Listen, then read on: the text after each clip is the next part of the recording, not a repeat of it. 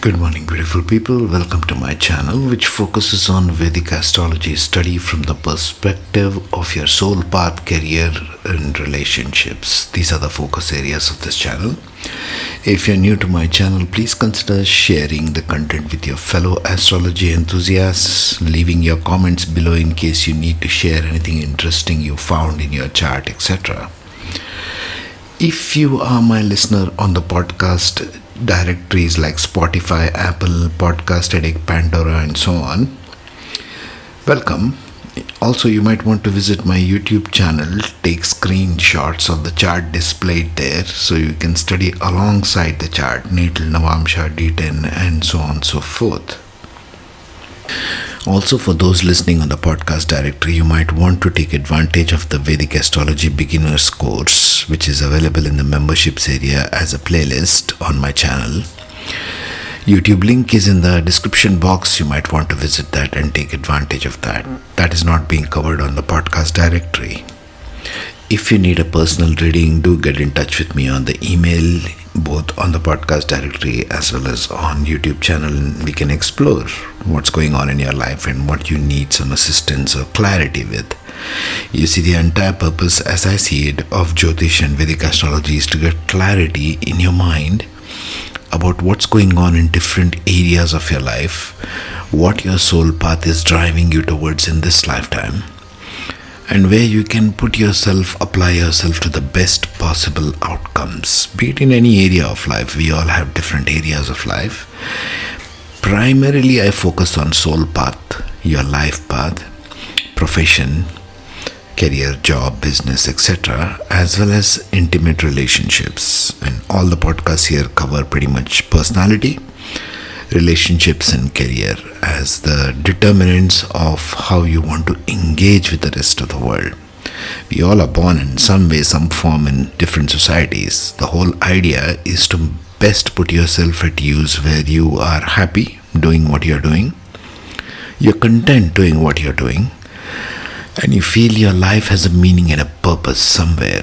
We are just trying to unlock that using the tools of Vedic Astrology. Now let us begin to uncover something regarding your career path, what you might do, what you might be interested in as fields of work, job, or business. But here we will use the Artha houses, that is to say, the second house, the sixth house, and the 10th house. The three houses which one studies dominantly for career path, business, and so on. Because 2nd, 6th, and 10th houses determine, and the lords of those, whatever is going on in the 2nd house, whatever is going on in the 6th house and 10th house, determine pretty much what your inclination towards career or job or business would be like. 2nd house is your family and your earning wealth, how you earn your wealth. In terms of career, we are speaking here. 6th house stands for your daily routines. What you're doing is daily, because your job or business is pretty much part of a daily routine, isn't it? And 10th house as the success factors, the fame, recognition, and your appearance in the public world, in the world at large, out there, not in your home. Okay? These are the Artha houses, the means of earning a living. We will cover this, number 2, as per each rising sign, right from Aries through Pisces. We shall cover it because the lords of 2nd, 6th, and 10th houses change with every rising sign, isn't it? So we shall cover this. First, begin with the principles of each of the rising signs, cover those first. And then we shall move on to details of case studies, because case studies will reveal something more, obviously, like we just covered the Amatyakaraka series and case studies, isn't it? You have to ground your knowledge with studying in a chart, how it plays out in a chart, because chart has got millions of combinations. So we have to study with respect to case studies, and I shall cover this in the same style as Amatyakaraka, so you're not confused. Number 3, how lords of each of the above is playing out. 2nd house, 6th house, and 10th house, for every rising sign has some lord. Lord of 2nd, Lord of 6th, Lord of 10th. I shall cover how the principles of Lord of each of the above plays out, first as per rising signs in general, and then we shall go on to case studies, because case studies will give a combo. Number 4, in D1 or natal chart, as how it manifests in physical reality. This is the principle. Whatever is in your divisional chart must tally with the natal chart. That's the rule. Okay. So natal chart, since we have already covered this in detail, is always the manifestation of your physical reality. If you want to see something shows up or how it shows up in your physical reality, that's natal chart. So we shall cover that also in the case studies. In D10 or Dashamsha chart, divisional chart, which is also analyzed for career, we will consider this as what attributes one brings into one's career and later in life. Okay, just similar as D1 and D9, but now we are going to D10. And what is your internal approach towards your career, and whether career does change in one's life or not. We shall study that. Case studies I'm taking from Gen Z charts, random charts of all people born after the year 1998, both in D1 and D10. So this will be the underlying basis of how we'll study career in terms of Parashara system, not the Jaimini now. We are not taking the Karakas.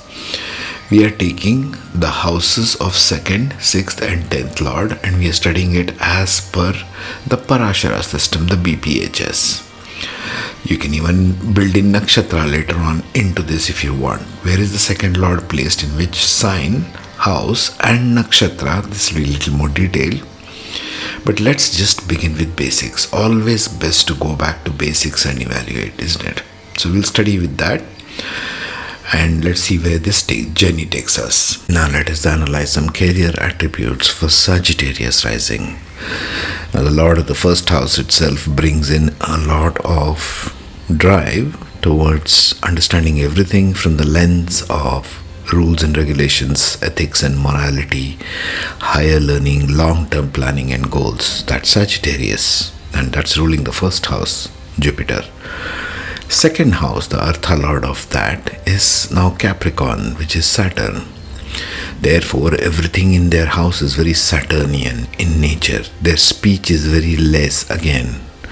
Why? Because Saturn is slow in speaking. Saturn slows everything down.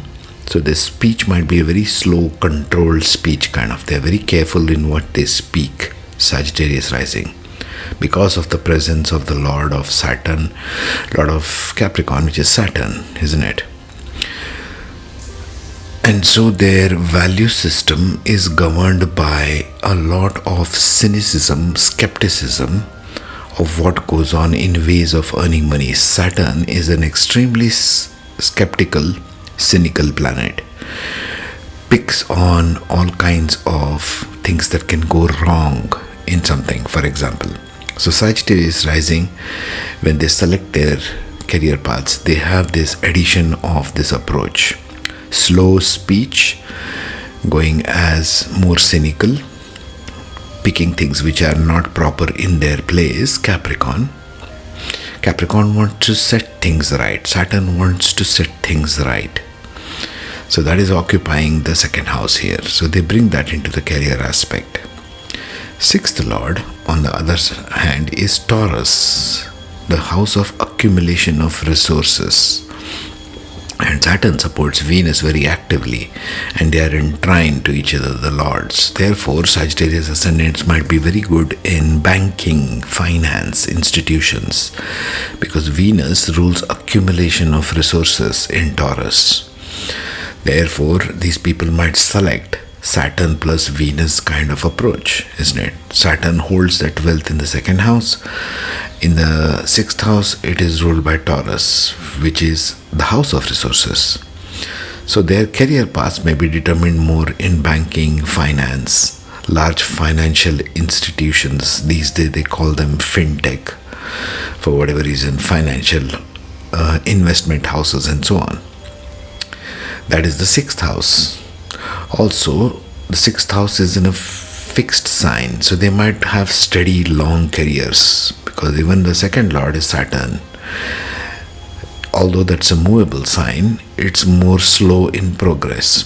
So slow and steady progress in these kinds of careers is useful for Sagittarius rising. Now, the 10th house has movement in it, Virgo. So, detail oriented work is Virgo, ruled by Mercury. You see how I'm bringing this together? Saturn in the second, ruling the second house, Venus ruling in Taurus in the sixth, and Virgo. So, detail oriented work, accountants, chartered accountants, people working in detail. Wherever details are needed, micro details are needed, Virgo is very good at that. They bring that to the career, to the 10th house. This is the way a Sagittarius will approach their careers. Of course, the lords are one thing, placement is quite another, isn't it? So we shall see that later in the house lords and so on. Now let us briefly summarize the rising sign characteristics, disposition of this person in career. Sagittarius is adventurous, optimistic, knowledge-driven, rules and regulations, ethics and guidelines.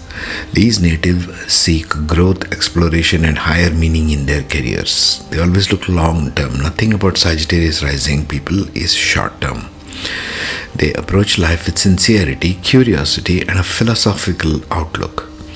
While they may appear restless or overly idealistic, very idealistic Jupiter, their natural optimism and focus on wisdom often push them into outer boundaries of guiding, teaching and leadership roles. Influence of the career lord, second house, Saturn in Capricorn, governs wealth, resources, speech. Therefore, all these things become slow. Wherever Saturn as Capricorn sits, it becomes slow. Things slow down there, brings discipline, patience and responsibility to financial matters. Capricorn in the second house may also indicate that these people might be born into houses where there was a lot of stinginess in terms of spending. Why? Because Capricorn is there. So they feel the household is very stingy, a lot of value for money, spending thriftily, okay? Thriftiness. Prudence in spending money. They are born into such families. At least they feel that way. Mentally, Saturn makes them cautious, practical, structured in how they build income. This makes them methodical. Capricorn in the second house gives value of money early to Sagittarian rising people. They learn the value of money very earlier on in life because they are born into such families. Emotionally, they may feel pressure or delays in financial growth, sure, because Capricorn is slow and steady growth, but gain stability through persistence. Sixth Lord, Venus in Taurus. Sixth Lord governs daily routine, service, challenges and work discipline. Now this is a house of accumulation of resources, nothing to do with any of these. Brings creativity, diplomacy and refinement into professional settings. They want to gather a lot of wealth. Their focus in the sixth house being Taurus, this Venus wants to see how much money they are making. So these people are very heavily focused in accumulation of finances, wealth and so on. Because Taurus is there in the sixth house. Their daily routines, they are always focused on accumulation of wealth. Mentally, this Venus gives them harmonious approach to handling conflict and competition. I would put it more as a Venus driven towards self-interest in gathering finances. They are very selfish in terms of what they derive in wealth when they are doing their daily work. In promotions, let's say in workplaces, they might say, how much raise am I getting? They are not so much interested in the position. They say, how much money are you giving me extra? See, that kind of an approach. Emotionally, they thrive in cooperative, aesthetically balanced environments. Yes, they have to have a little Venus environment to thrive. Venus does not like quarrel. Venus likes balance, especially in Libra. But now we are talking about Taurus. So it's here focused on cooperating to get money. People-focused environments. The 10th Lord, Mercury, going into Virgo. 10th Lord governs career, recognition and professional environments, achievements. Now, Virgo in the 10th makes it brilliant in intellect, brilliant in versatility, communication skills into their career. Mercury in Virgo is more than communication, it has to do with detail-oriented work. Mentally, Mercury makes them sharp, detail-oriented, there you go, and adaptable in work.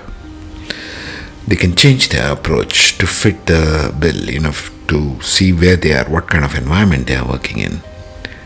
Career path is difficult to determine because it changes signatures in the environment presented to you, isn't it? Emotionally, they feel validated when recognized for their intelligence, communication, and analytical contributions. These are the recognition factors for Sagittarius Rising. Now, let us summarize the collective play of the Lords and see where that one brings us. Now, the collective play of Lords for Sagittarius Rising says this: Saturn, Venus, Mercury, combined discipline, Saturn, harmony, Venus, and intellect. These are the aspects they will bring to the table. How that plays out, let's see. Attitude will be one of optimistic, broad-minded, because Sagittarius Rising, but grounded in practicality, Saturn, Capricorn in second, when it comes to career growth.